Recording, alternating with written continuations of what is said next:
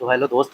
तो फिर हमने पार्ट 2 अपलोड करने जा रहे हैं। जो जंतु जगत हमने पढ़ लिया था, तो 2 टाइप के जंतु जगत होते थे ना, अकशेरुकी और कशेरुकी, मतलब बिना रीढ़ की हड्डी वाले जंतुओं को अलग वर्गों में विभाजित किया गया था और रीढ़ की हड्डी वाले जंतुओं को अलग वर्गों में। तो अकशेरुकी हमने पढ़ चुका था, टोटल 9 संघों को पढ़ा था। अब पढ़ेंगे हम कशेरुकी को, और इतने अच्छे ढंग से पढ़ लेंगे, कम समय में कम चीज़ें पढ़ करके सब कुछ पढ़ लेंगे। इतने अच्छे से नोट्स तैयार किया गया है कि हर चीज़ें आपको इसी में मिल जाएगी।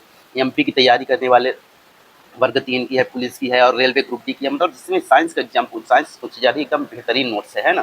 तो कशेरुकी यानी वर्टिब्रेट, ऐसे जीव जिनके शरीर में रीढ़ की हड्डी पाई जाती है उन्हें वर्टिब्रेट कहा जाता है, और ये 5 वर्गों में विभाजित किया गया है।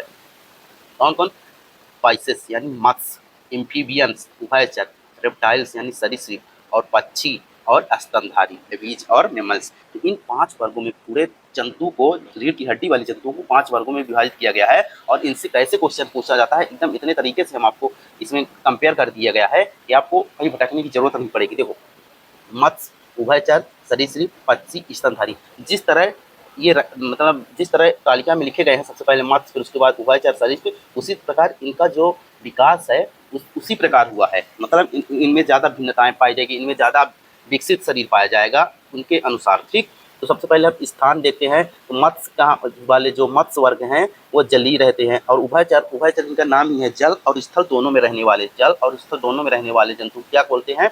उभयचर यानी एम्फीबियन, एम्फीबियन। तो ये दोनों में रहते हैं। सरीसृप रेंग कर चलने वाले हैं, जल थल दोनों में ये भी रह सकते हैं। पक्षी स्थलीय होते हैं, हवा में उड़ते हैं। स्तनधारी भी स्थलीय होते हैं। इससे ज़्यादा क्वेश्चन नहीं पूछता, सिर्फ इसमें ये पूछता है उभयचर को क्या, उभयचर की विशेषता क्या है? जल और थल दोनों में रहते हैं। सरीसृप क्या होते हैं? रेंग कर चलने वाले हैं। तो इसका एग्जाम्पल पूछा था, रेंग कर चलने वाले जंतु कौन से हैं? तो सरीसृप यानी रेप्टाइल्स, पक्षी और स्तनधारी। हृदय सबसे इंपॉर्टेंट है, देखो स्टार लगा दिया गया। इस चैप्टर से पूछता है तो सबसे ज़्यादा संभावना होती है क्या कि कक्ष पूछेगा, हृदय की संख्या कितनी, हृदय के कक्षों की संख्या कितनी होती है। तो मछलियों में 2 कक्ष का हृदय पाया जाता है। मछलियों में कितने हृदय पाए जाते हैं? 2 कक्ष। और उभयचर में कितने पक्ष पाए जाते हैं? 3 कक्ष, जिसमें से 2 आलिंद और 1 निलय है। ये भी पूछता है, ये भी पूछा भी है कि इन जो कक्ष पाए जाते हैं 3 कक्षों में, तो 2 आलिंद होता है और 1 निलय होता है। सरीसृप में 3 कक्ष पाए जाते हैं। सरीसृप में भी 3 कक्ष, जिसे एम्फीबियन में, उभयचर में 3 कक्ष थे, उसी तरह सरीसृप में भी 3 कक्ष थे। लेकिन अपवाद क्या था? अपवाद 2 अपवाद है, मगरमच्छ और घड़ियाल। ये मगरमच्छ और घड़ियाल में 4 कक्ष पाए जाते हैं। तो ये अपवाद है, इन दोनों को याद रखना कि ऐसा कौन सा सरीसृप है जिसमें 4 कक्ष पाए जाते हैं। तो ये मगरमच्छ और घड़ियाल है। और पक्षी में भी 4 कक्ष है और स्तनधारी में 4 कक्ष हैं। 2 अलिंद 2 निलय इन दोनों में है, और इनमें 2 अलिंद और 1 निलय पाए जाते हैं, जिनमें 3 कक्ष है। ठीक, तो इनसे सबसे इंपॉर्टेंट क्वेश्चन यही पूछा जाएगा। फिर त्वचा पूछी जाएगी, त्वचा भी इंपॉर्टेंट है, पूछेगा मत्स्य की त्वचा कैसी होती है? सल की त्वचा होती है, सल की याद रखना। और इसका उभयचर की नम, श्लेष तथा ग्रंथि, ग्रंथि, ग्रंथि, इसमें नम, श्लेष तथा ग्रंथि युक्त होती है। सरीसृप की क्या होती है? सल की होती है, सूखी एवं ग्रंथि विहीन। ध्यान रखना, इसका क्वेश्चन पूछेगा ऐसी कौन सी, किस वर्ग की त्वचा की जो किस जंतु की जो त्वचा होती है उसमें ग्रंथियां नहीं पाई जाती और सल्क एवं सूखी होती है। ठीक, और पंख के साथ जो है शुष्क एवं ग्रंथिविहीन किसकी? पक्षी की भी होती है। और बाल के साथ ग्रंथि युक्त त्वचा किसकी होती है? स्तनधारी की। स्तनधारी में क्या आते हैं? मनुष्य, बंदर, जानवर जो बच्चे को जन्म देते हैं उनको मैमल्स बोला जाता है। स्तनधारी डायरेक्ट बच्चा जन्म देती हैं, और जो अंडे जन्म देते हैं उनको अंडज कहा जाता है, यानी ओविपेरस। अब देखो त्वचा पूछ ली, अब रक्त में भी पूछता है, इंपॉर्टेंट है, स्टार लगा है। इनका शीत रक्त होता है। मत्स्य का शीत रक्त यानी ठंड रक्त होता है, इनका भी ठंडा रक्त होता है, इनका भी ठंडा रक्त, मतलब उभयचर का भी ठंडा और सरीसृप का भी ठंडा। लेकिन पक्षी का गर्म होता है और स्तनधारियों का खून गर्म होता है। तो ध्यान रखना, 4 ऑप्शन दे करके एक एग्जाम्पल दे देगा पक्षियों का, और पूछेगा इनमें से गर्म रक्त वाला जानवर या जंतु कौन सा है। तो ध्यान रखना, इन दोनों का अगर एग्जाम्पल पूछेगा तो वो गर्म रक्त वाले होंगे। श्वसन क्या होगा? गिल्स द्वारा, गिल्स एवं गलफड़े दोनों द्वारा, इसका फेफड़े द्वारा, फेफड़े वायुकोश द्वारा, फेफड़े द्वारा। ये उतना इंपॉर्टेंट नहीं है। अंगताप ये इंपॉर्टेंट है, इनका परिवेश के अनुसार बदलता रहता है। इसका मत्स्य का, उभयचर का और सरीसृप का। इनका जैसे जैसे वातावरण होगा वैसे वैसे, अगर मौसम ठंडा है इनका टेम्परेचर ऑलरेडी बॉडी ठंडी हो जाएगी, गर्म हो जाएगी। और मतलब हर तरीके से, मतलब ये वातावरण के अनुसार अपने आप को खुद को ढाल लेते हैं। लेकिन ये समतापी होते हैं। कौन? ये पक्षी और स्तनधारी। पक्षी और मैमल्स जो होते हैं ये समतापी होते हैं, मतलब मौसम अगर ठंडा हो गया तो ये शरीर ठंडा नहीं हो जाएगा, शरीर अपने सेम ही रहेगा, इसलिए ही ठंड लगती है। तो जो समतापी पूछेगा इनमें से कौन समतापी है, तो पक्षी और मैमल्स।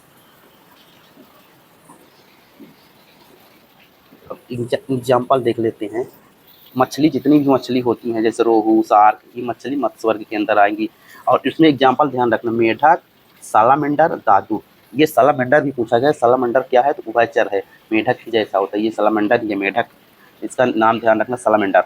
और रेप्टाइल्स में क्या क्या, छिपकली, सांप, मगरमच्छ, घड़ियाल, कछुआ, अजगर, इतने एग्जाम्पल याद रखना, इंपॉर्टेंट है एग्जाम्पल। जो एग्जाम्पल दिए गए हैं एकदम इंपॉर्टेंट एग्जाम्पल, जैसे कबूतर, चील, ये जितने भी जीवी पक्षी होते हैं सब पक्षियों के होते हैं। लेकिन क्वेश्चन में पूछा गया था कबूतर जो होता है, कबूतर किसका रंग, किसका रक्त गर्म होता है, तो कबूतर ऑप्शन दिया था, तो ये रेलवे में आ चुका है। और हड्डियाँ इनकी कैसी होती है, इंपॉर्टेंट है, छिद्रयुक्त एवं वायु से भरी होती है, इसीलिए ये उड़ पाती हैं। तो पूछेगा पक्षियों की जो हड्डियाँ कैसी होती है, तो छिद्रयुक्त और वायु से भरी होती है। और इसमें मानव, कुत्ता, गाय, भैंस, बकरी, मतलब जितने भी बच्चे जन्म देते हैं वो सब स्तनधारी होते हैं। ठीक, स्तनधारी क्या होते हैं, जो बच्चे जन्म देते हैं। अपवाद भी हैं, अपवाद हर जगह होता है। अपवाद मतलब प्लेटिपस और किडना, दो ऐसे जीव हैं जो स्तनधारी होकर भी बच्चे जन्म देते हैं। ठीक, वो मतलब अंडे जन्म देते हैं, स्तनधारी है फिर भी अंडे देते हैं। अंडे देने वाले स्तनधारी कौन है, प्लेटिपस और किडना। तो ये पूछेगा, अपवाद ज़्यादा क्वेश्चन पूछ लेता है कि अब अंडे देने वाले स्तनधारी का नाम, तो प्लेटिपस आया था एग्जाम पर, और स्तन ग्रंथियाँ इसमें पाई जाएगी। ठीक, तो इतने में आप पूरा कशेरुकी वर्ग इस तरह पढ़ लिए कि देखो एक एक क्वेश्चन जो हमने बताया, ठीक है, एक एक क्वेश्चन आप पढ़ लिए हो और बहुत सारी चीज़ को इतने अच्छे से पढ़ लिया आप दोस्त कि अब आपको भटकने की जरूरत नहीं। अब थोड़ा नए क्वेश्चन भी पढ़ लेते हैं, फैक्ट देख लेते हैं जो एग्जाम के लिए इंपॉर्टेंट हो सकते हैं। संसार का सबसे बड़ा पक्षी और सबसे छोटा पक्षी कौन सा है, तो क्रमशः शुतुरमुर्ग और हमिंगबर्ड। शुतुरमुर्ग सबसे बड़ा पक्षी, हमिंगबर्ड सबसे छोटा पक्षी। सबसे बड़ा रेप्टाइल्स कौन सा है, मगरमच्छ। मगरमच्छ को वर्तमान सबसे बड़ा रेप्टाइल्स माना जाता है, सरीसृपों में सबसे बड़ा सरीसृप, क्रोकोडाइल जिसको अंग्रेजी में कहते हैं। संसार का सबसे बड़ा और सबसे छोटा स्तनी, तो ब्लू व्हेल सबसे बड़ी स्तनधारी है, और छछूंदर जो होती है सबसे छोटी स्तनधारी। याद रखना, सबसे बड़ा स्थलीय जंतु या सबसे बड़ा स्थलीय स्तनधारी क्या बोला है, अफ्रीकन हाथी। सरीसृपों का युग कब कहा गया है, मीसोजोइक महाकल्प में।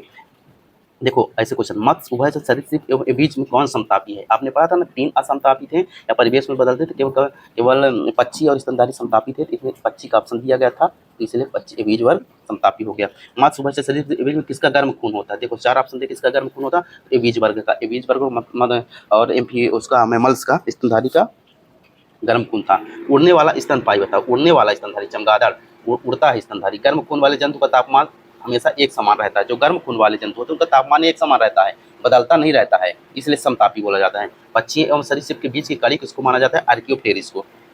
स्तनियों के वे लक्षण जो अन्य कशेरुकी में नहीं पाए जाते, और स्तनधारी के क्या ऐसे लक्षण हैं जो अन्य 4 कशेरुकी हैं उनमें नहीं पाया जाता, तो स्तनधारी के स्तन ग्रंथियां एवं बाल।